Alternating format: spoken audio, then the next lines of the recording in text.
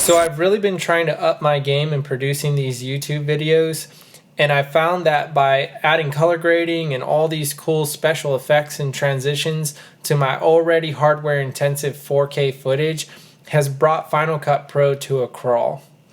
What's up YouTube? My name is Glenn, and today I'm going to show you guys how to get the most out of Final Cut Pro with the settings that I use, as well as a download and a very cool product that I found that makes a huge difference in my workflow.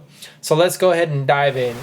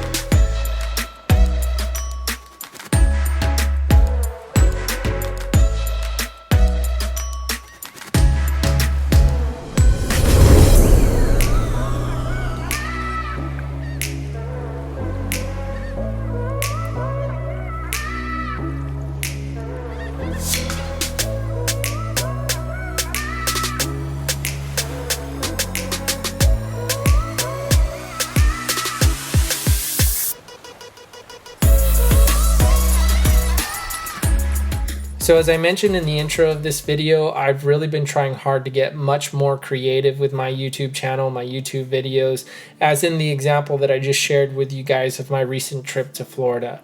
And in doing so, I found that my 2018 MacBook Pro, which is a base model MacBook, has really been struggling to keep up. And so I've done quite a bit of research and looked into quite a few different ways to speed up Final Cut and to really try to get the most out of this. And so I'm going to share a few of those with you guys. And so the first, and in my opinion, the best way to get more out of Final Cut, especially when working on a machine like mine or even a base model iMac, is to use an eGPU. Now, an eGPU, for those of you who don't know, is basically an external graphics card. And this particular one was sent to me by Sonnet for review. This is the Sonnet Breakaway Puck Radeon 570. And this is basically an external Radeon 570 graphics card. The Breakaway Radeon RX 570 has 4 gigs of internal GDDR5 memory and can handle up to 4K 60Hz displays via 1 HDMI and 3 DisplayPort connections using AMD's iFinity technology. It connects to your computer via USB-C and also doubles as a charger if you're on a MacBook Pro like I am. Now, I do have to say that you do want to check your specs on your MacBook before purchasing one of these, because if you are on a higher end MacBook, then you may already have one of these built in. Some of the MacBooks have Radeon 560s, 570s, and some even have Vega graphic cards built in.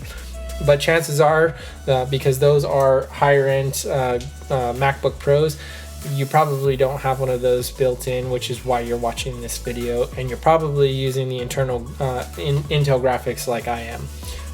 But let's go ahead and jump in, and I'm going to show you what this thing has done to my workflow as far as background render times and just processing my whole edit. So the first thing that you're going to want to do is open up the applications menu in Finder. Right click on Final Cut Pro and select Get Info, and then you want to make sure the box that says Prefer External GPU is selected. That will enable the external GPU to be used by Final Cut Pro. But first I'm going to show you guys how long it actually takes this MacBook to render out this entire video project without any kind of eGPU installed, by deleting all the render files and then letting it re-render. And as you can see in the right hand corner here, we're using the internal Intel graphics. And now I'm going to speed this up just so that way you guys don't have to sit here the whole time. But just to let you guys know, it took 13 minutes and 26 seconds for this to complete.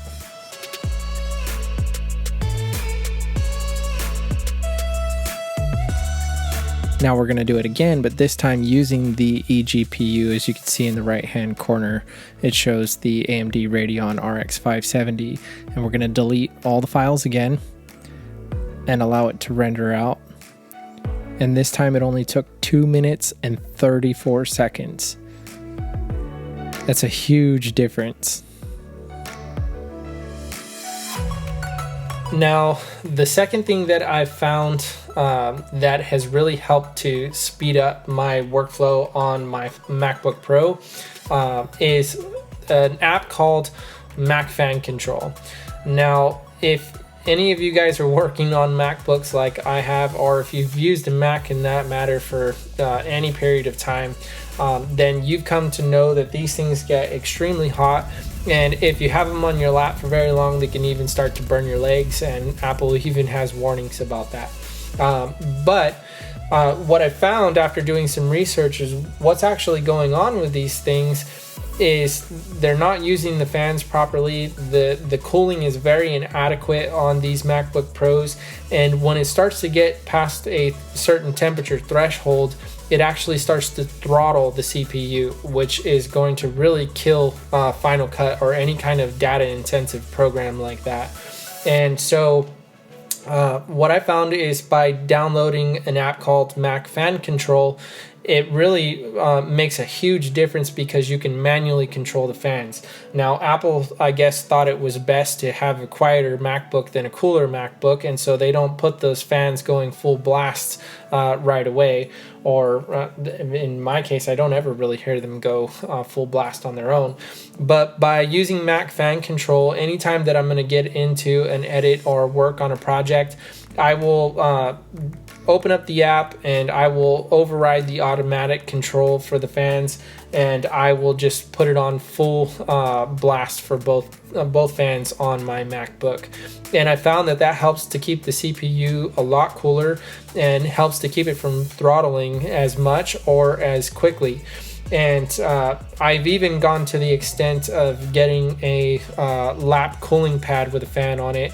And I will leave links for all these things down in the description box below. But by getting the lap fan control and by downloading Mac Fan Control, I'm able to keep my MacBook a lot cooler. And the cooler it is, the better it's going to perform. So you do want to look into that, not only on a MacBook, but also on an iMac as well, because anybody who's been using Mac knows that they have cooling issues. Just YouTube it, you'll find all kinds of videos on it.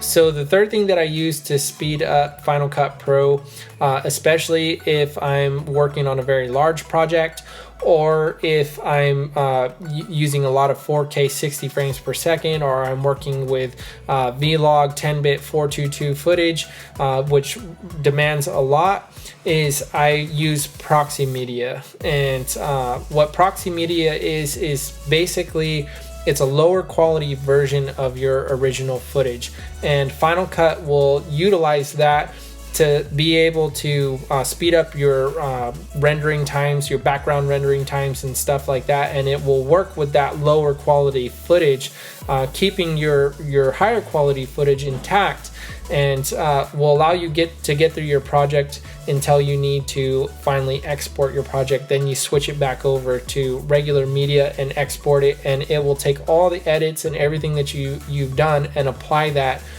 to your original footage. And so it really helps playback speeds and stuff like that really speed up quite a bit, and I'll show you guys a little bit here on how you do that. So you should be using some kind of external SSD drive, because it will definitely speed up your render times as well. But you want to leave those files in place on the SSD, and then go down here and select Create Proxy Media, and then just go ahead and import your files.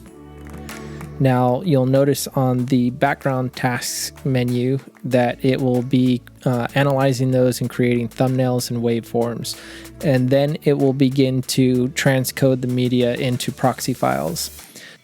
This will take some time, but trust me, it's worth it, because it will make the whole editing process work so much faster. So it's definitely worth the wait. Then once it's been created, then you just want to go to View and select your proxy media. and that will begin to use that proxy media during your edit and speed things up. And when you export, then you just go back to the view menu and select optimized or original before exporting, and it will use that original media. So that's it for today's video. I really hope that you found this stuff helpful. Like I said, I spent a lot of time researching these things, and it has made a huge difference because I enjoy producing these videos. I want to produce as many as I can, and I want to have a good time doing it. And so I hope that these things have really helped you out. If they have, please give it a thumbs up, share it, and like always, if you're not already subscribed, please consider hitting that subscribe button as well as that bell for future notifications. And if you have any questions at all or any comments, please leave them down in the comment section below. I'd really like to hear from you. And until then, I'll see you on the next one.